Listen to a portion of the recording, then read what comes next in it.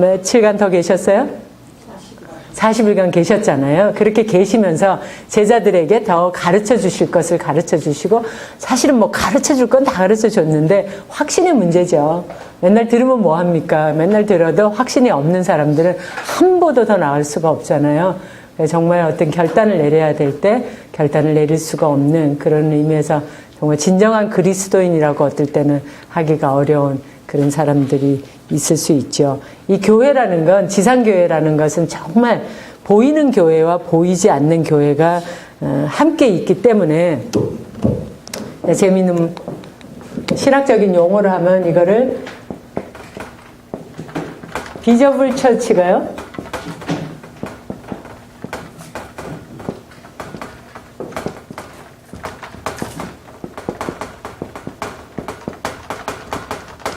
보이는 교회가 안 보이는 교회 속에 있다라고 하는 거예요. 아, 제가 잘못 썼습니다, 이거. 완전히 인비저블 교회가 완전히 반대로 썼네요.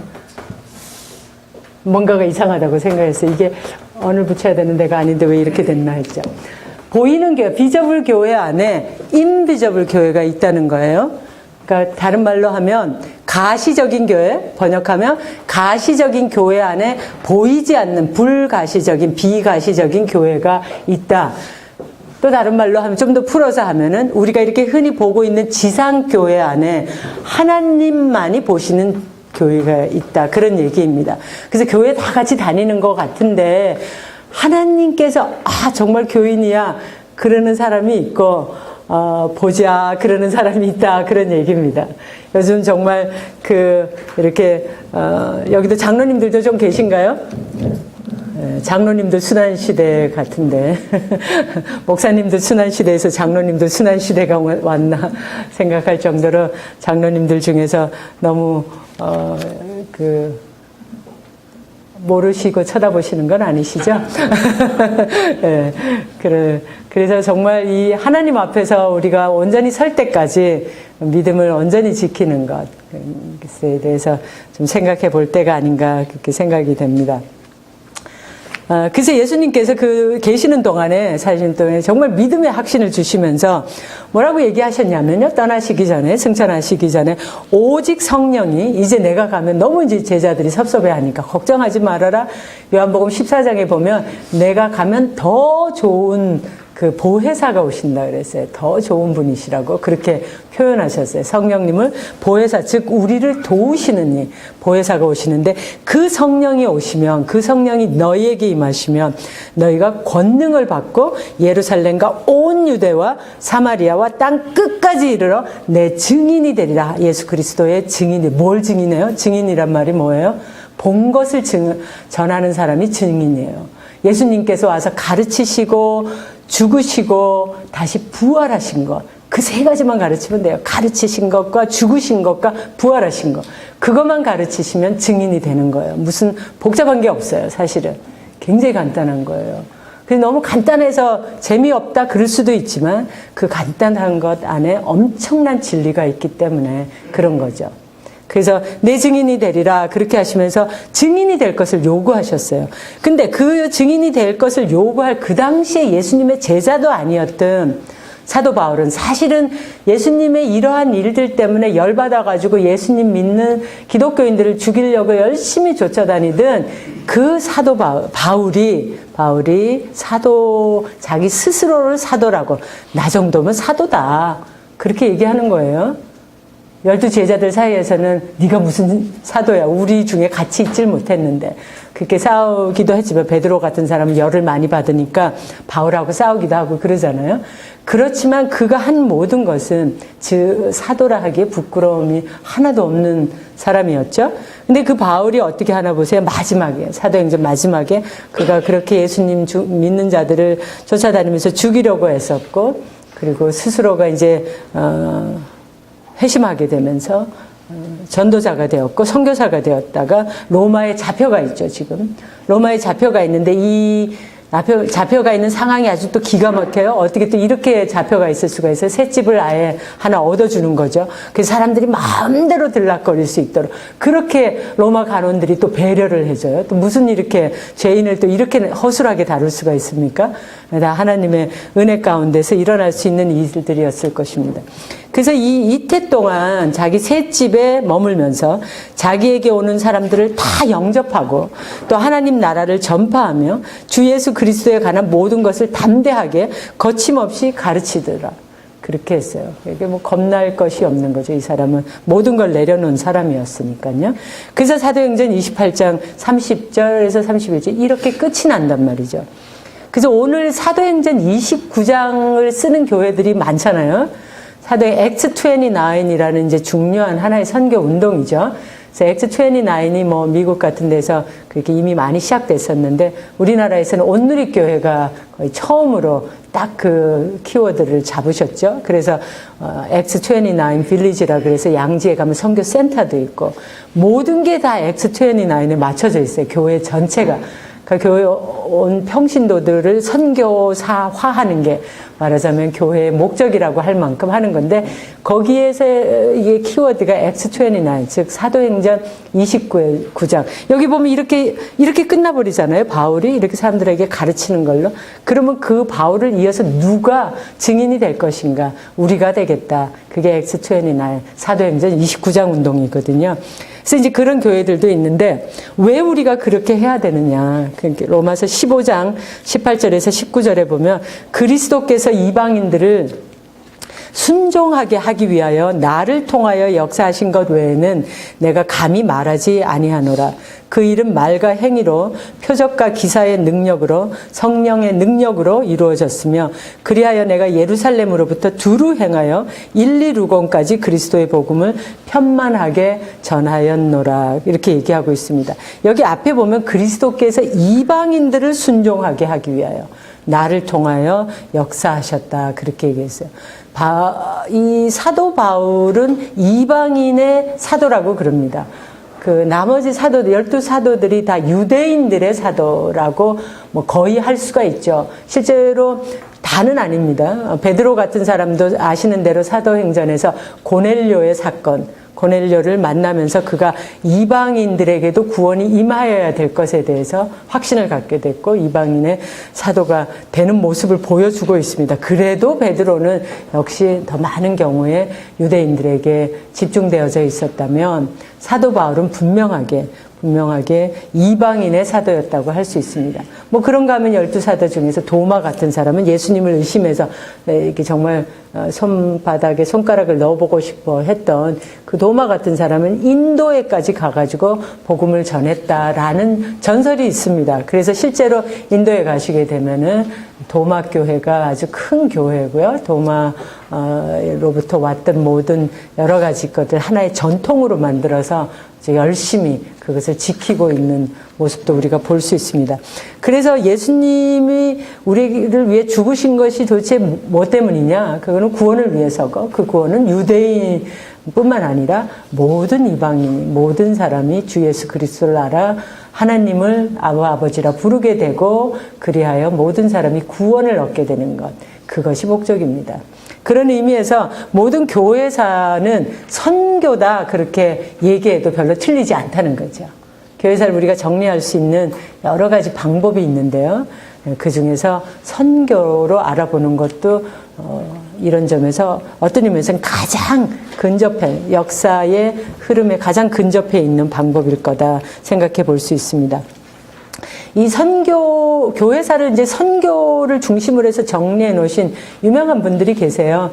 그런 분들 중에, 그, 케네스 라토렛이라는 예일대학교의 아주 유명한 교수님이 계신데, 지금은 물론 돌아가셨습니다. 기독교의 역사라고 History of Christianity 같은 책은 굉장히 많은 사람들이 단순히 이것은 기독교 역사를 뭐 전공하는 사람들만의 책이 아니라 일반 사람들도 꼭 읽어야 할 명저, 거의 이제 현대 고전에 가까운 책이다라고 인정할 정도로 아주 중요한 책입니다. 그래서 여러분들도 좀 시간이 나시면 이제 사실 좀 은퇴가 가까우시거나 은퇴하시거나 이러면 조금 더 여유가 있지 않으세요? 옛날에 못 읽으셨던 책들.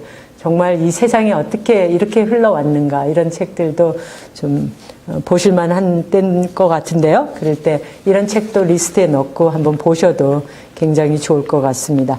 아직도 안 되나요? 거의 다 됐습니까? 굉장히 오래 걸리죠? 예, 다음 페이지에 보시게 되면요. 거기 지도가 나오죠? 예. 지도가 나오는데 그 지도가 이제 사도 바울이 어떻게 그 3차에 걸쳐서 선교 여행을 했는가 그걸 보여줍니다. 이 지도는 뭐 여러분들이 성경책 뒤에 보시면요. 그죠? 성경책 뒤에 보면은 이 지도가 대부분 있어요.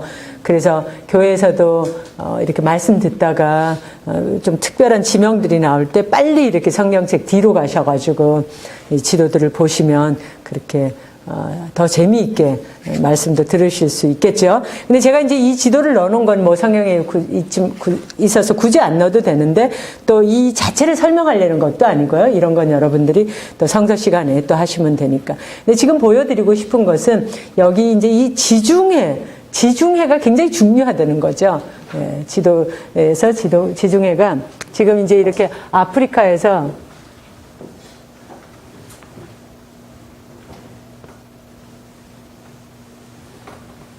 그러면 여기가 지금 지중해거든요. 잘 안 보이시겠지만 여기가 북아프리카고요. 여기가 지금 팔레스타인이고요. 그죠? 예루살렘이 여기쯤 있고 첫 번째 그리스도인이라 불려졌던 안디옥이 여기쯤 있고요. 그 다음에 여기가 조금 더 이렇게 거의 붙어 있는데 요게 이스탄불이 있죠? 그죠? 나중에 컨스탄틴 대제가 옮겨가기 때문에 굉장히 중요한 곳이 되고요. 여기에 로마가 있고요. 여기에는 아주 유명한 도서관이 있었던 알렉산드리아. 그리고 여기는 최고의 신학자들이 나오기도 했던 중요한 알렉산드리아 학파를 이루었던 곳이기도 하고요. 여기는 또 안디옥 첫 번째 기독교인이라는 이름이 나오고 첫 번째 선교사가 파송이 되고 그랬지만 여기에도 또 학자들이 있어서 안디옥 학파가 형성이 되기도 하는 이게 5개의 주요 도시가 이렇게 초기 교회에 이렇게 있습니다. 근데 여기에 이제 이 지중해라는 바다, 지금도 뭐 최고의 바다 중에 하나지만 이 지중해 바다를 중심으로 해서 기독교가 흩어져 있었습니다. 그래서 이 모습을 다시 한번 상기시켜 드리기 위해서 지금 했습니다. 이게 초대교회의 모습입니다. 초대교회는 완전히 여기입니다. 여기 안에서 왔다리 갔다리 하고 여기 안에서 치고받고 싸우고 다 합니다. 그러는데 이제 중세로 넘어가 가면서 전체 무대가 이렇게 위로 올라가 가지고 유럽으로 북유럽까지는 아니고요. 여기에서 치면 북유럽이 되는 거고 뭐 중앙유럽하고 북유럽 다 포함해서 이렇게 유럽으로 올라가게 됩니다. 그러면 이쪽에 영국이 있는데 이 영국 같은 데는 3세기에 이미 전도가 되고요. 그 다음에 이쪽에 여기 이 프랑스 지금 프랑크족 여기도 이제 4세기 되면은 다 전도가 되기 때문에 이때 이미 다 전도가 돼서 그 씨가 뿌려졌던 것들이 나중에 점점 이렇게 교황청은 여기 그대로 있게 되지만 이쪽에 왕국들이 왕성하게 되어지고 이쪽은 점점 쇠퇴의 길로 들어가게 되면서 무대의 중심이 옮겨가게 됩니다. 그게 중세 시대이고요.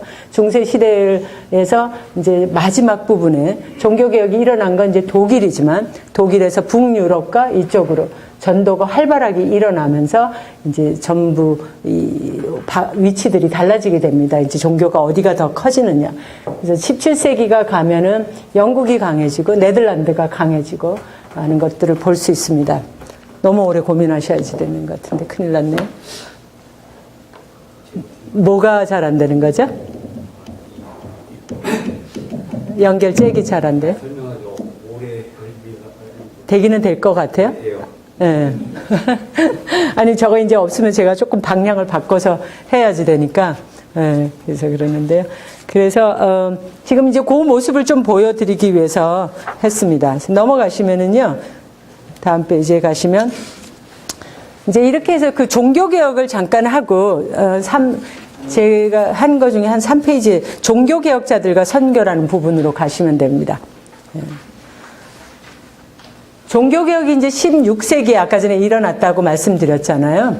그러면 이제 이 종교개혁이 일어났을 때 당시를 생각해 보시면 지금 이 교황청을 중심으로 해서 교회가 굉장히 부패하고 있었고 여기 특별히 이제 그 당시는 독일 신성 로마 제국이 형성돼 있었어요. 그 신성 로마 제국은 독일이나 오스트리아나 뭐 헝가리 지금의 그런 또 체코슬로바키아, 그 체코 공화국 이런 데 쪽이 신성 로마 제국이 있고요. 그다음에 프랑스가 있고 프랑스가 있고 또 영국이 있습니다. 근데 물론 이제 스페인도 있고요. 포르투갈도 있고 이렇게 있는데 이 힘의 균형이 어떻게 일어나냐 하면요.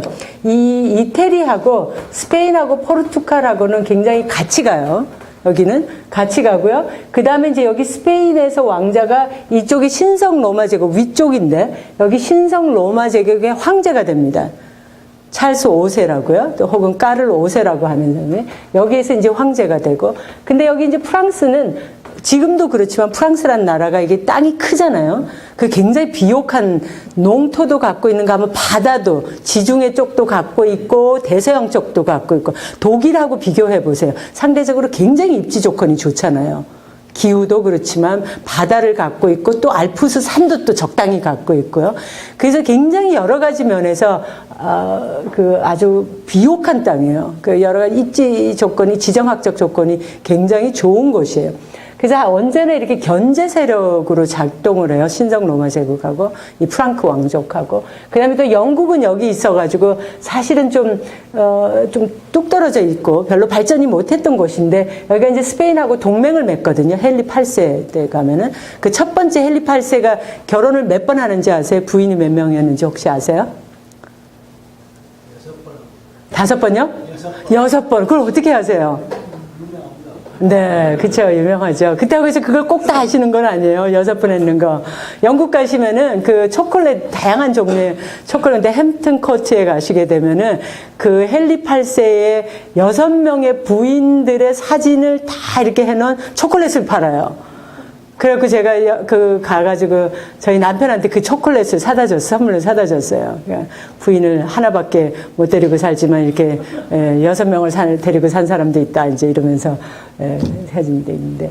그 첫 번째 부인이 캐서린 그 왕비가 바로 스페인의 공주예요. 그래서 이렇게 동맹 관계에 있어서 여기를 저지하고 있는 거예요, 이거를. 그리고 저지하고 있는데 이혼을 했잖아요. 그러니까 얼마나 심각하겠어요, 여기하고 이혼을 하려고 그러니까. 그런데 여기하고 여기는 굉장히 친하다 그랬잖아요. 근데 이렇게 동맹 관계에 있는데 그 스페인 왕비를 쫓아내야지 되니까 이 모든 게 다 이제 어긋나는 거죠.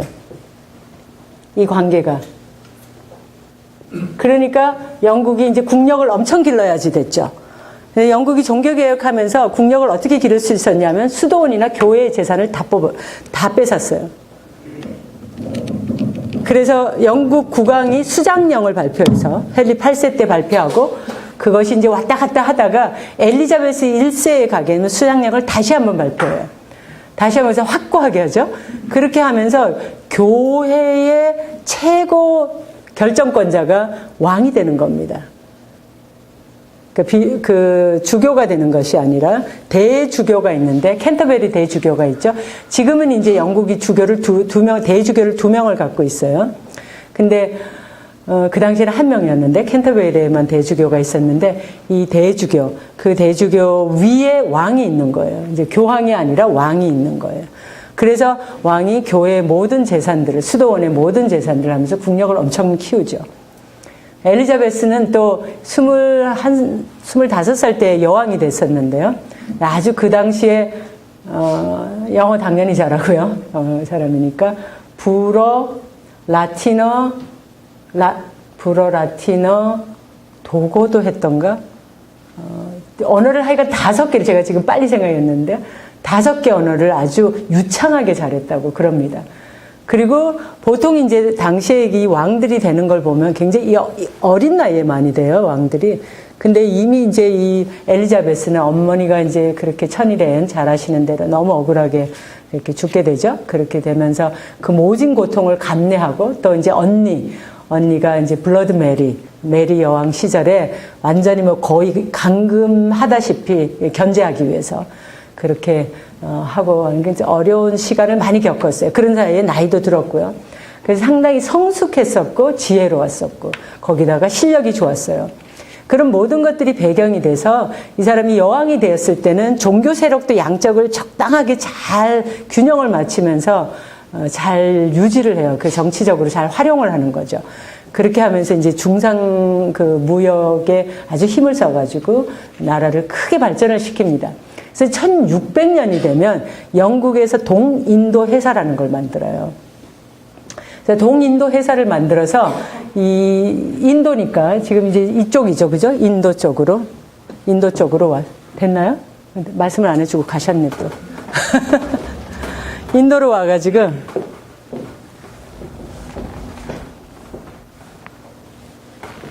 저거를 어떻게 리모컨을 안 주고 가셔서 어떻게 하겠다는 건지 잘. 리모컨을 찾으러 가신 거예요? 아유, 너무 애쓰셨네요.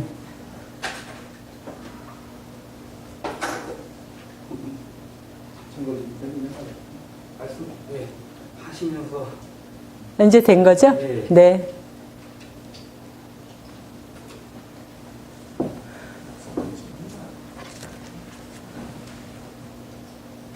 제가 이 목사님하고 처음 해봐가지고 저는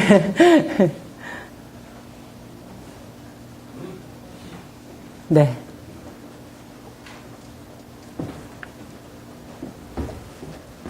예. 칠판을 치워야 되죠? 네.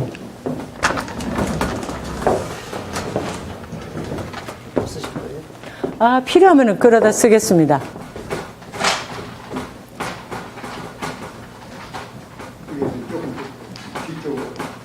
이건 아까 전에 이제 다 했던 거고요.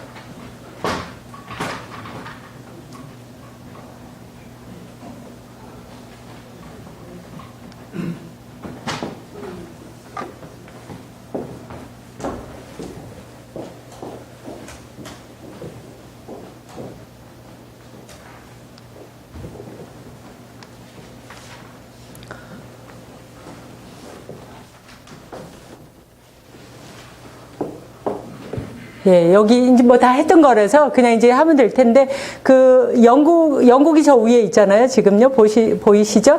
이게 지금 그것도 나갑니까? 아이고.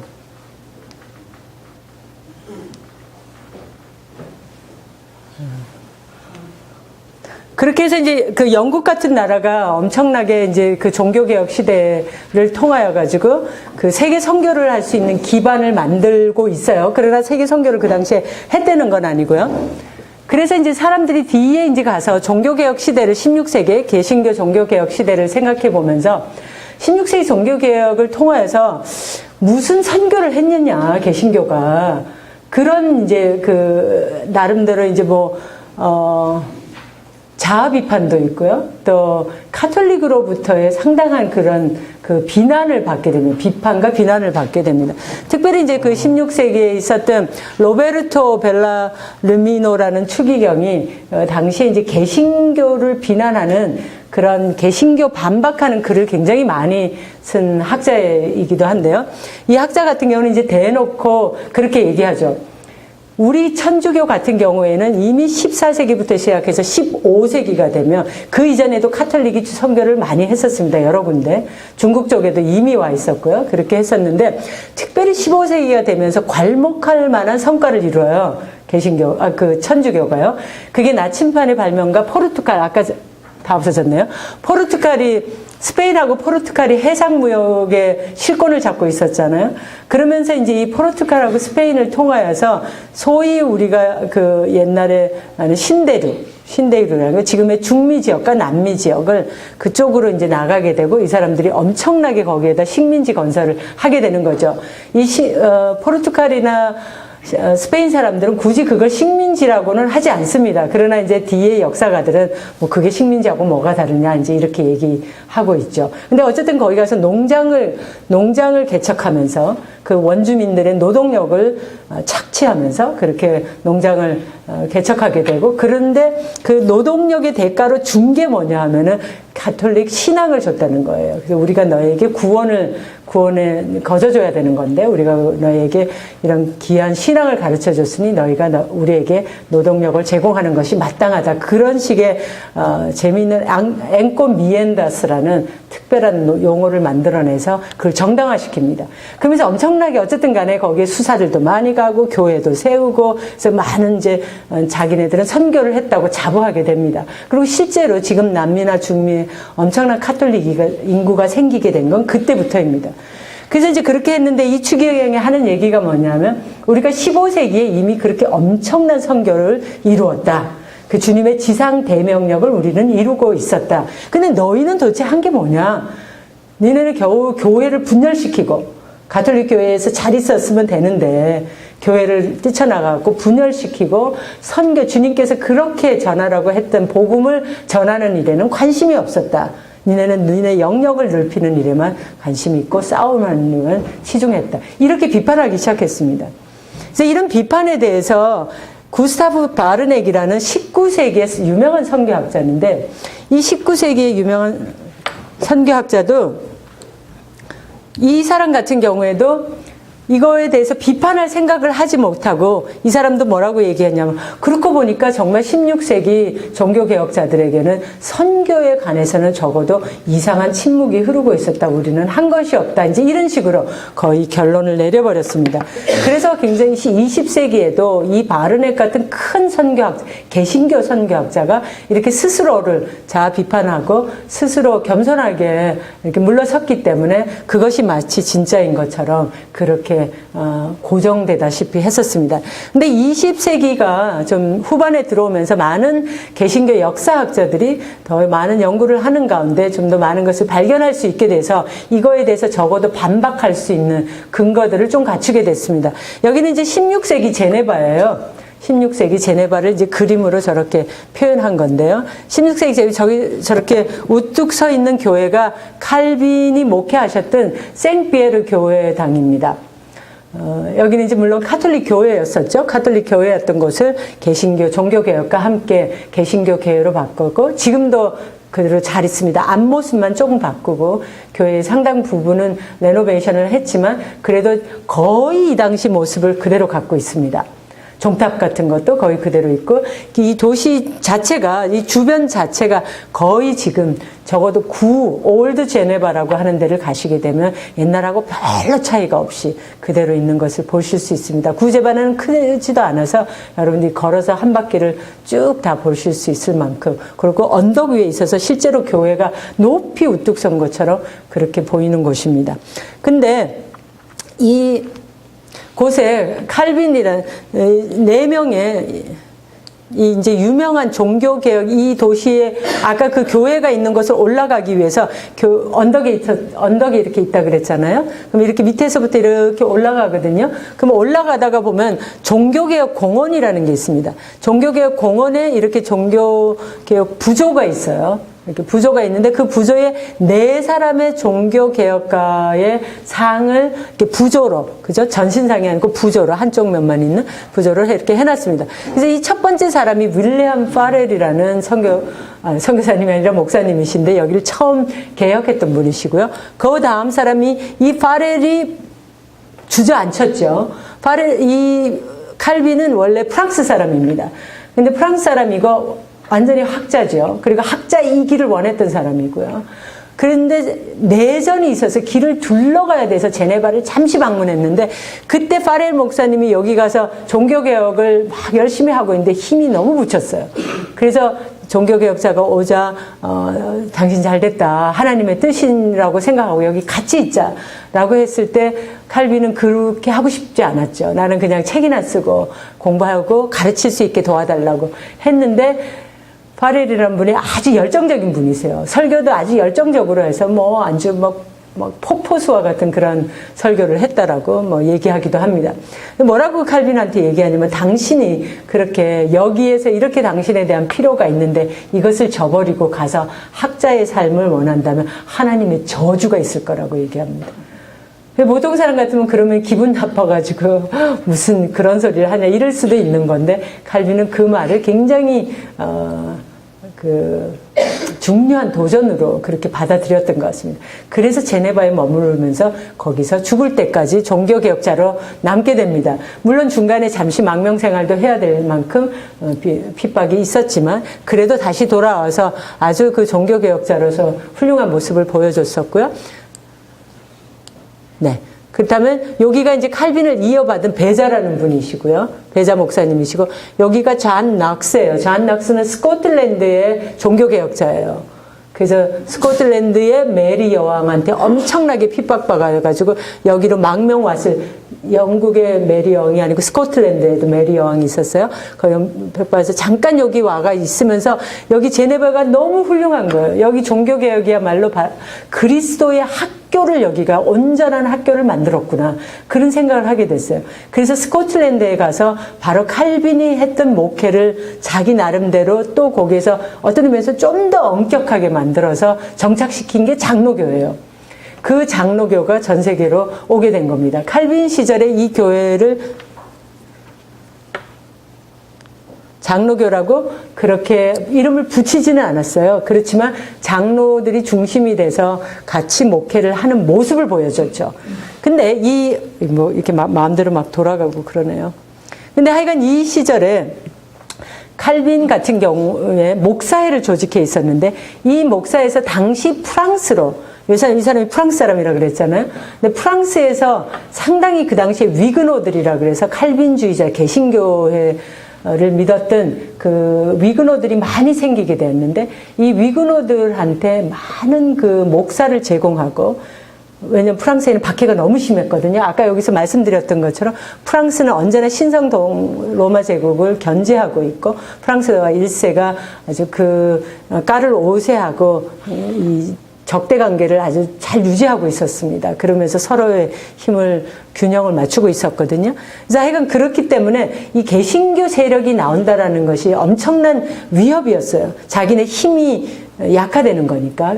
한 나라의 종교가 둘로, 그 당시는 그랬어요. 지금은 종교가 원체 다원화 시대가 돼가지고 그런 걸 사람들이 크게까지 생각하지 않지만, 그래 그 당시에는 원체 한 종교로 일갈돼서 오다가 종교가 두 개가 됐다는 건 엄청난 도전이었어요.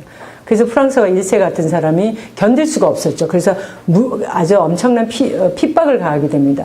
그런가 하면 프랑스와 1세가 재미나게도 뭐를 하느냐 하면요, 독일에서, 신성 로마족에서 개신교도들은 아주 뒤로 은근슬쩍 도와줘요. 그래서 천주교하고 싸울 수 있도록 만들어줘요. 그 이유는 그렇게 해서 신성 로마 제국의 힘은 약화시키고, 카톨릭의 힘은 약화시키고, 자기네 자체의 카톨릭 힘은 더 계속 이렇게 더 강하게 만들어갖고 자기네가 언젠가는 신성 로마 제국에서도 칠 수 있게 그런 준비를 하는 거죠. 그런 재미있는 이제 정치 역학 관계가 있습니다. 어쨌든 간에 위그노들이 프랑스에서 너무 핍박을 많이 받아서 고생을 하고 있을 때 칼빈 같은 목회자들을 보내주기도 하고, 또 자기 설교집들을 보내줄 수 있도록, 그 칼빈 스스로가 한 일은 아니에요. 칼빈을 좋아하던 사람들이 그거를 책으로 만들어가지고 보내줍니다. 그럼 사람들이 거기서 목사도 부족하고 읽을 것도 없고 배울 때도 없고 하니까 그런 책자들이 들어오는 대로 해서, 즉 문서 선교를 한 거예요. 제네바가 아주 문서 선교의 핵심 자리가 됩니다. 그렇게 하는가 하면, 또 프랑스에서 그 당시에 브라질 쪽 밑에 남부 쪽에다가 식민지를 개척했어요. 근데 거기에서 위그노 사람들이 그곳에서 또 교회를 이렇게 개척하고 싶어 했는데 목사가 없는 거죠. 그래서 여기 제네바 목사에다가 부탁했을 때 제네바 목사에서 2명의 목사를 파송합니다. 그래서 그 시절에 스위스 제네바에서 브라질 남쪽으로 목사를 2명 선교사를 보냈다는 거 생각해 보세요. 굉장한 거죠. 그래서 그런 엄청난 일들이 있습니다. 개신교는 절대로 그렇게 많은 선교를 하지 못해서 천주교랑 비교하면 아주 세 발의 피입니다. 정말 거의 못했습니다. 왜 그렇게밖에 못했냐 하면, 다음에 지도를 보시게 되면요, 이게 지금 14세기 초, 1300년이니까 14세기 초에 당시 유럽 지도입니다.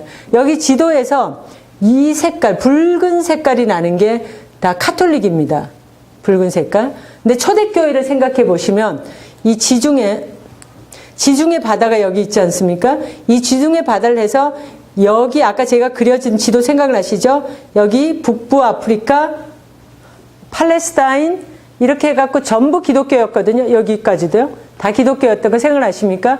근데 지금 여기는 이쪽 부분이 다 이슬람화 됐어요. 벌써 이미 이때가 되면. 그죠? 그게 되고 저쪽에 노란색으로 있는 거 여기는 정교회입니다. 이렇게 있는 부분들은 정교회가 여러 가지 형태가 있는데 그중에 뭐 어떤 형태든지 간에 정교회의 모습을 띄우고, 그래서 이런 모습이었다면 카톨릭이요.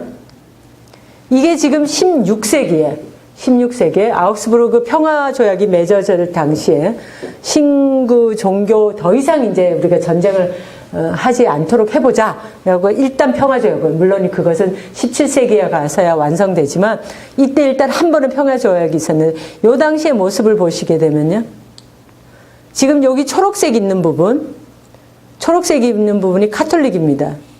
그리고 여기가 지금 루터교예요. 이 붉은 핑크색에 가까운 붉은색 있죠? 여기가 다 루터교이고요. 그 다음에 여기는 앵글리칸 교회죠. 성공회, 우리식으로 하면 성공회고요.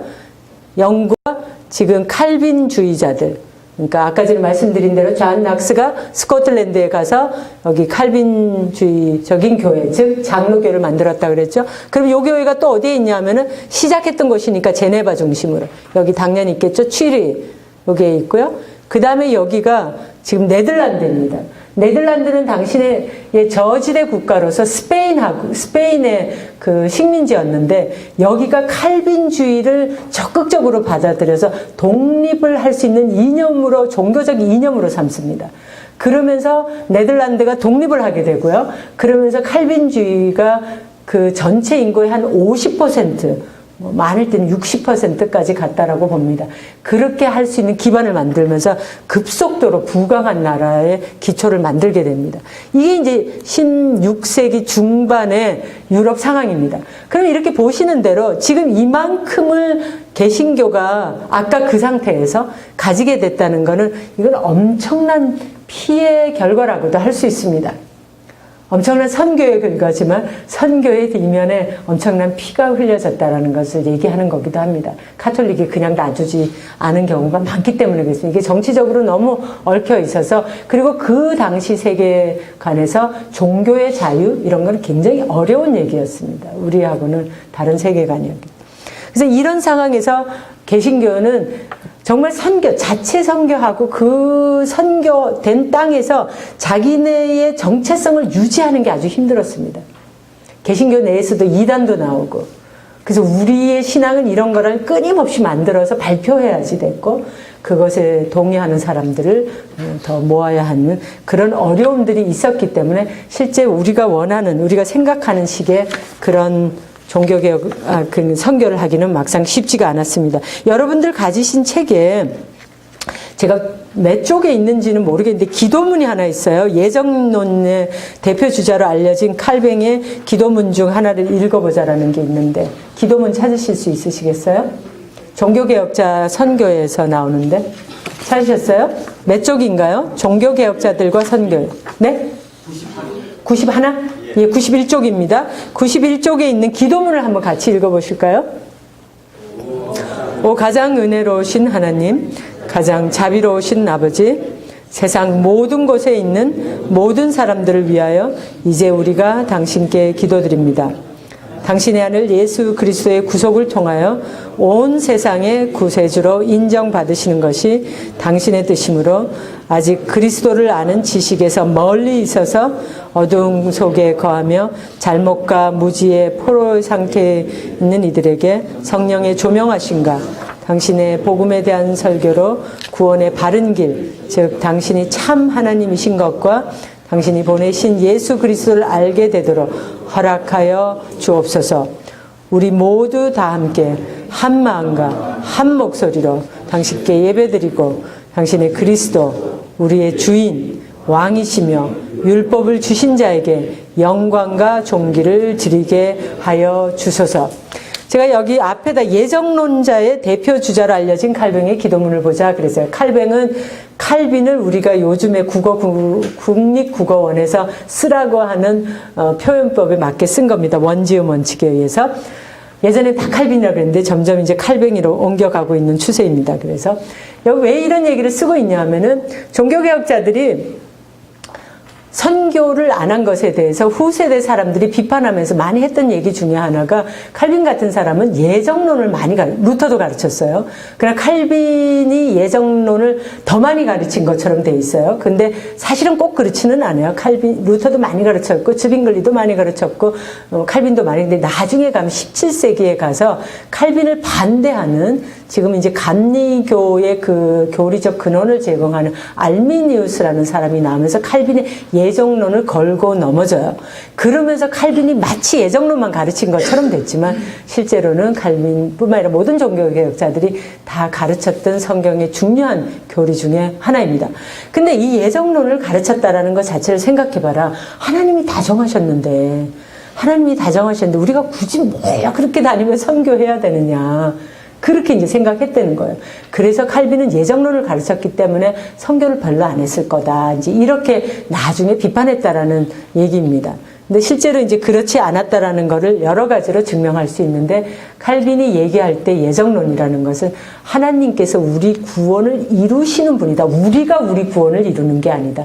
우리가 비록 두렵고 떨림으로 우리의 구원을 향하여서 매일 조심하며 살아야 되지만 결국에 우리의 구원을 이루시는 이는 하나님밖에 없다라는 걸 고백하라는 게 예정론이거든요. 그 핵심에 있는 것이지 그것 때문에 선교를 하지 말라는 게 아니라는 거예요. 그래서 이 기도문에서 앞부분에 제가 거기를 아주 굵은 글씨로 써야 됐는데 나중에 보니까 못 썼더라고요. 다시 한번 제가 읽어드릴게요. 보세요. 오 가장 은혜로우신 하나님, 가장 자비로우신 아버지, 세상 모든 곳에 있는 모든 사람들을 위하여 이제 우리가 기도드립니다. 그 밑에 보면 당신의 아들 예수 그리스도의 구속을 통하여 온 세상의 구세주로 인정받으시는 것이 당신의 뜻이므로 아직 그리스도를 아는 지식에서 멀리 있어서 어두움 속에 거하며 잘못과 무지의 포로 상태에 있는 이들에게 성령의 조명하시고. 여기서 보시면 그 칼빈의 기도 중에서 얼마나 많은 부분에서 칼빈이 세상 모든 곳에 모든 사람들을 위하여 이걸 강조하고 있는지 모릅니다. 왜 이런 거를 하겠어요? 심심해서? 칼빈에게 정말 선교에 대한 마음이 없었다면 굳이 이렇게 할 필요 없죠. 그죠? 그래서 비록 가지 못하지만 세상 모든 사람들이 온전히 그리스도를 주 예수 그리스도라고 고백하게 되기까지를 위해서 그는 사역했고 기도했다라는 걸 볼 수 있습니다. 그래서 16세기에 종교개혁자들이 실제적으로 많은 성과를 못 냈다지만 그 종교개혁자들에게는 정말 그 하나님의 복음이, 그리스도의 복음이 온 세계에 전파해야 된다는 것이 강하게 있었고요. 17세기가 들어가게 되면은 개신교가 정착하면서 드디어 선교가 조금씩 준비되어지는 것을 볼 수 있습니다. 이 시기에도 그렇게 많이는 못해요. 이 시기에도 아직 그렇게 많이는 못하는데 그래도 좀 하는 걸 볼 수 있습니다. 제가 여기까지만 하고 쉬는 시간 드릴게요. 그래서 17세기에는 아까 말씀드린 것대로 영국이 엘리자베스 여왕이 중상업을 아주 잘해가지고 돈도 많이 마련하고요. 또 발전한 뭐를 했냐면 그죠? 해상 무역에 뛰어들었습니다. 그래서 그 전까지는 아까 말씀드린 대로 스페인하고 포르투갈이 그 바다를 장악하고 있었는데 대서양만 장악한 게 아니라 뭐 인도양까지 뭐 저쪽으로 이쪽으로 다 장악하고 있었다라면 이제 17세기가 들어가가지고는 영국과 네덜란드 세상이 됩니다. 해상무역을 장악하고 중상업을 최고로 발전시키는 나라들이 되는데 이 나라들이 다 뭐예요? 개신교 국가들이잖아요. 그죠? 스페인이나 포르투갈이 천주교 국가인데 비해서 여기가 개신교 국가이잖아요. 그래서 이제 슬슬 판도가 바뀌는 것을 보실 수가 있습니다. 이 동인도 회사라는 것은 영국의 동인도 회사, 네덜란드의 동인도 회사, 네덜란드 서인도 회사, 이제 인디아 컴퍼니죠. 인디아 컴퍼니 동쪽으로 가면 이스트 인디아 컴퍼니, 그러니까 즉 아시아 쪽으로 오면 이스트 인디아 컴퍼니가 되고요. 서쪽으로 지금의 남미 쪽으로나 중미 쪽으로 가게 되면 서인도에서 웨스트 인디아 컴퍼니가 됩니다. 근데 서인도 회사는 그렇게 재미를 못 봤어요. 크게 못 봤어요. 근데 이제 그 동인도 회사 같은 경우는 정말 재미를 많이 봤어요. 영국도 그렇고 네덜란드도 그렇고. 이 회사라는 건 국가가 후원을 해주고 경영을 할 수 있도록 허락을 해주면 실제적으로 개인이 합니다. 그래서 개인과 국가가 연합해서 무역하는 연합 무역 체제라고 볼 수 있습니다. 근데 이 당시에 이제 그 새로운 그 자영업자들이 말하자면 그 비즈니스맨들이 많이 등장하게 되고 이 동인도 회사를 통하여서 여러 가지 많은 무역들이 있었지만 특별히 굉장히 놀랍게도 제일 그 히트를 쳤던 상품, 당시의 상품은 후추였습니다.